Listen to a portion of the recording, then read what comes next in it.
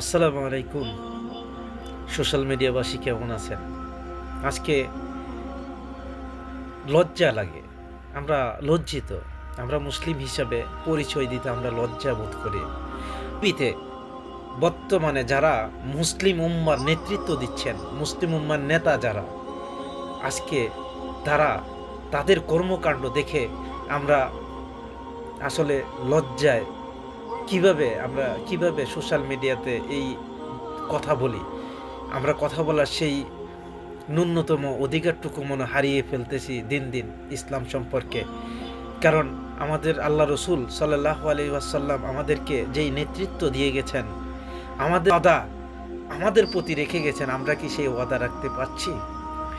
আর কিছুদিন পরে আমাদের সবচাইতে বড় মুসলমানদের হজ, ধর্মীয় উৎসব হজ, সেই হজ আর প্রস্তুতি চলতেছে। আর আর মাত্র কয়দিন পরে শুরু হবে। সেই হজের মুহূর্তে, সেই পূর্বক্ষণে পশ্চিমাদের খুশি করানোর জন্যে দেখুন আজকে মধ্যপ্রাচ্যে কি হচ্ছে। আমাদের নিজের ইজ্জত আমরা নিজেরাই বিলীন করে দিচ্ছি। আমাদের ইজ্জতটুকু আমরা আজকে নিলামে উঠিয়েছি পশ্চিমাদের খুশি করানোর জন্য। কি জবাব দেব আমরা? আমরা কি জবাব দেব? কিয়ামতের ময়দানে কি বলবো আমরা? আমরা কি এই জবাবে দিব?